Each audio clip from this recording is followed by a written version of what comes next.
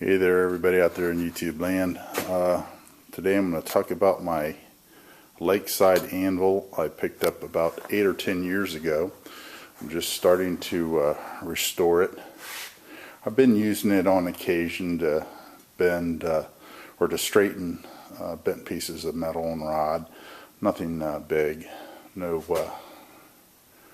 big blacksmithing projects or anything. I'm not a expert at all. I'm just at this point a beginner.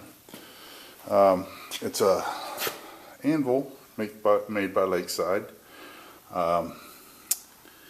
and according to the old style of numbering, this should be a 168 pound anvil, if I'm correct. If not, it's a 125. Either way, still a decent sized anvil. Over here we have the serial number 164206, and there's another number on the other side which I really haven't seen much in reference about, but got a 31 on this side here. So as you can tell, I'm just been playing around with getting it restored. Basically what I did was I took a wire wheel to it, cleaned all the rust and dirt and dust off of it. Along the horn here, I took a file to it just to get an idea how much work it would take to clean that up. I don't want to get it absolutely shiny, but I would like to get some of the bigger dings out.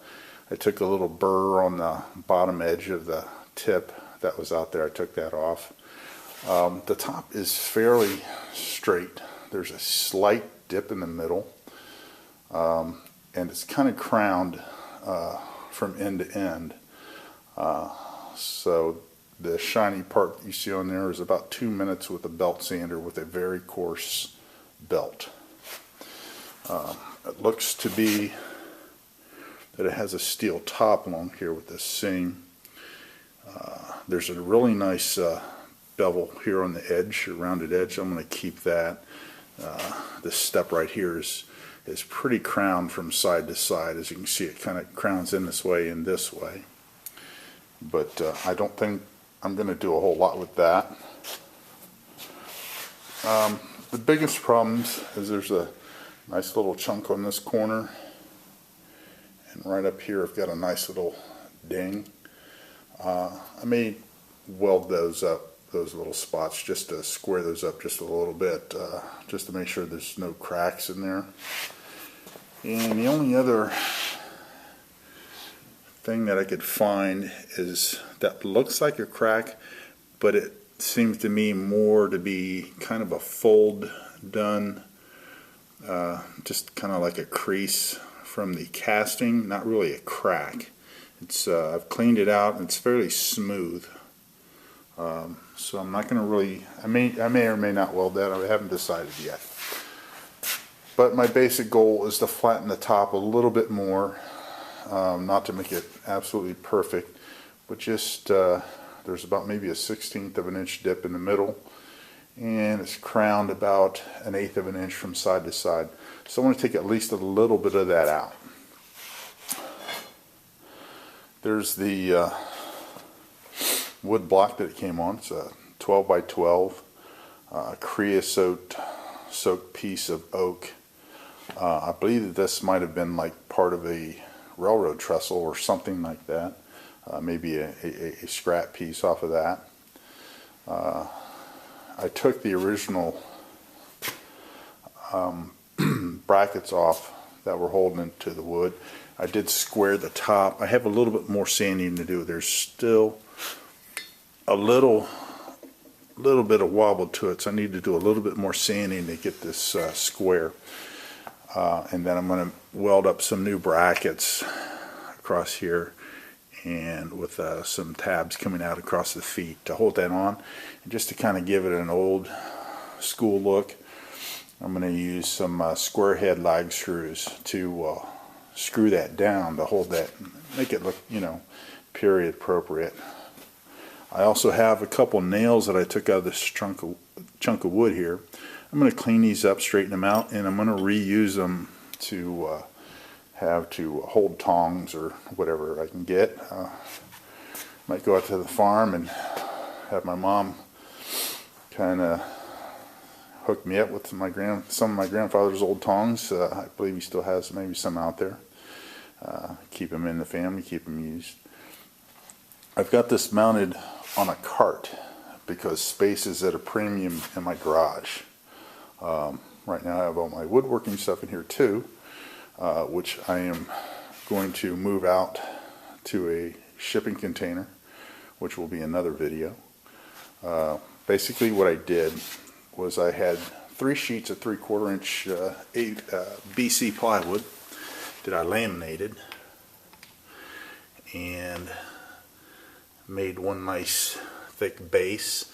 I have a sacrificial top of hardy board on there, 1/4 inch hardy board.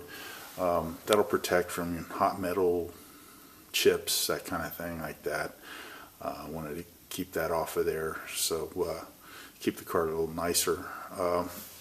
On the bottom we've got 3-inch metal casters. They have a capacity of about 300 pounds each, so I've got plenty of capacity there.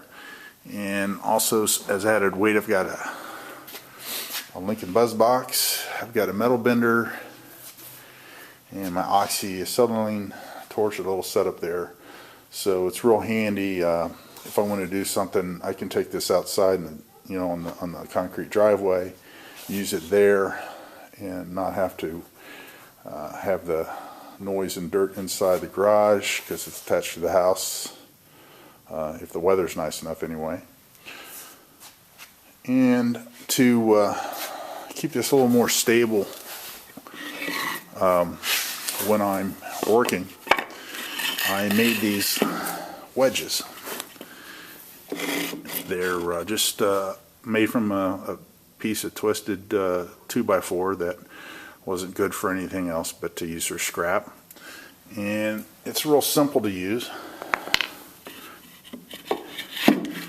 You just put the wedge in place, give it a little tap,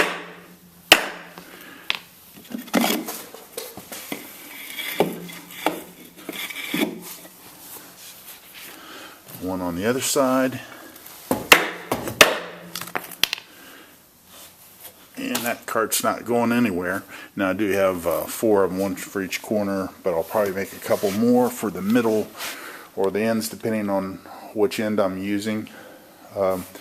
That'll transfer the weight to the floor, so when I'm pounding on that anvil, I'm not transferring all that pounding through the ball bearings and the casters, because that'll flatten them out and then it won't want to roll.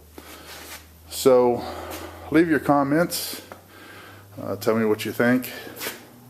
Hopefully this maybe give some of you guys an idea on how to better use your shop if you're tight for space, and any tips or anything you want to leave. Hopefully oh, and before we go, little ring bounce test for the anvil.